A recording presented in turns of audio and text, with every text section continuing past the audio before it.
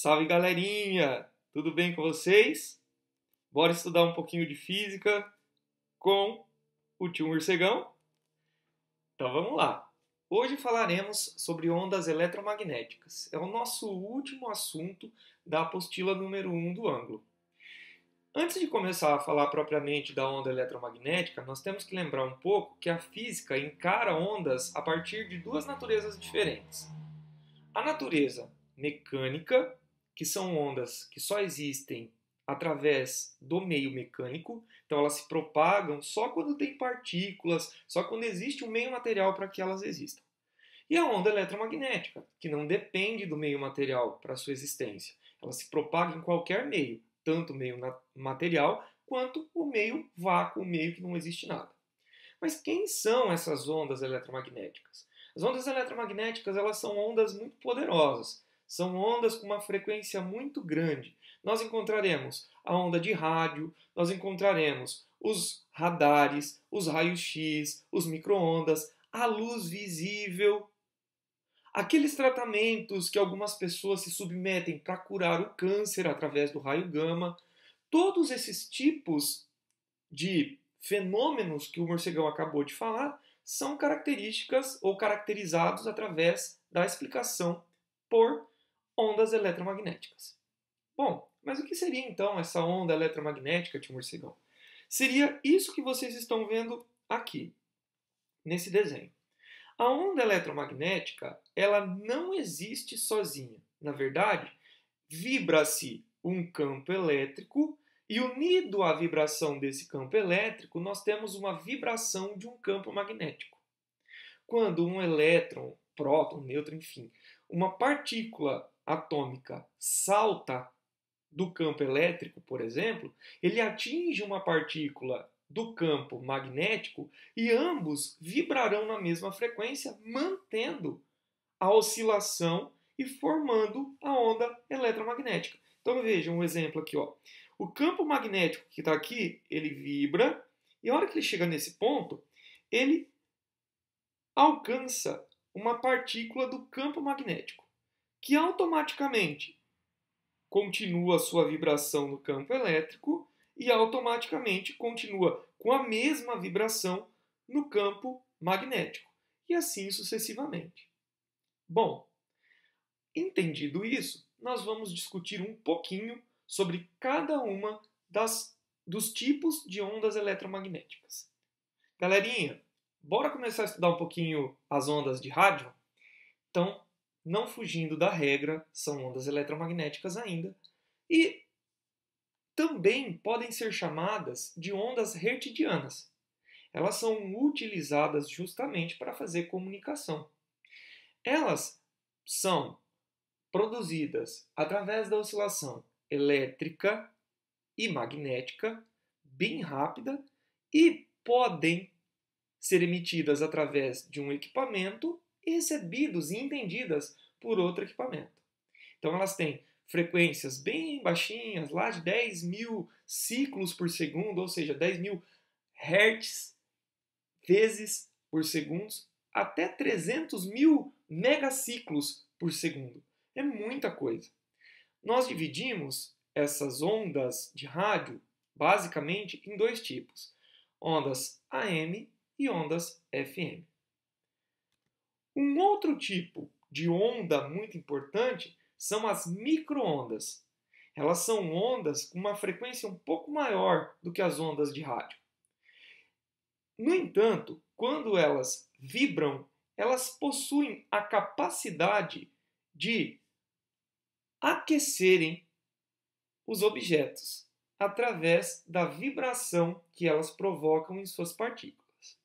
Por isso que a gente conhece o forno de micro-ondas e a gente utiliza ele para que nós consigamos aquecer os nossos alimentos. Pessoal, nós temos também o infravermelho. O infravermelho é um comprimento de onda que nós não temos condição de perceber visualmente, mas ele se dá através da expressão de calor que a vibração provoca. Isso significa que quanto mais alto for a temperatura de um objeto, maior será a radiação infravermelha emitida dela.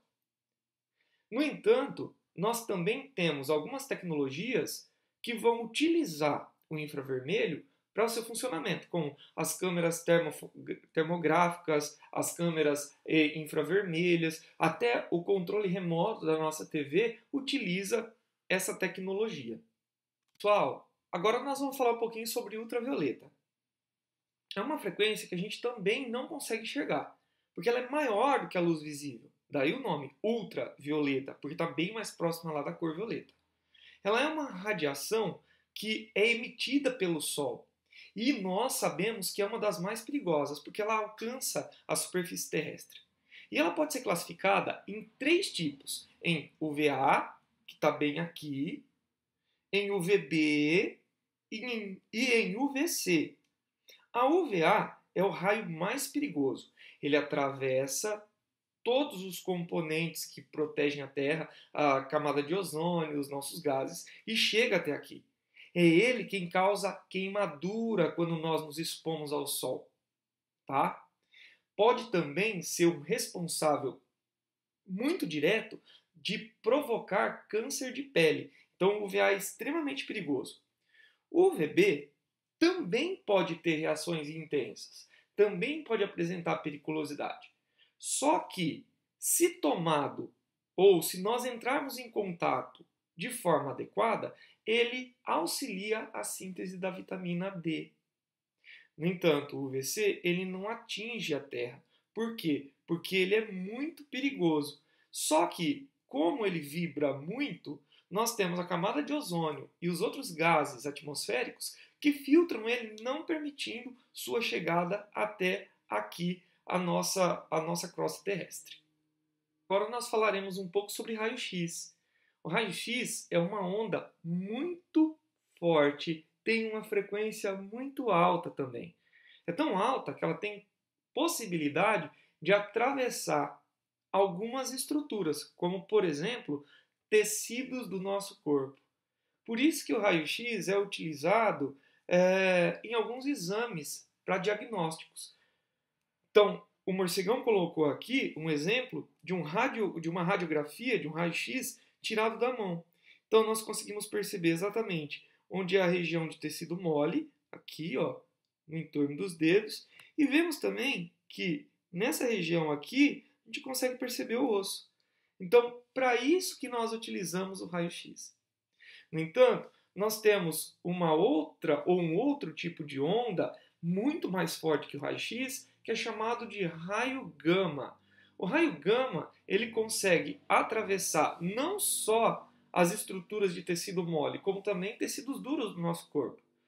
Aço, alguns metais e alguns milímetros de chumbo, que é um dos componentes que tem maior dificuldade de penetração.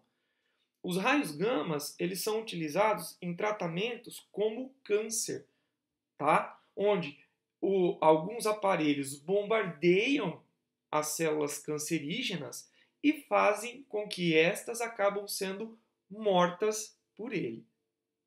Ok, gente?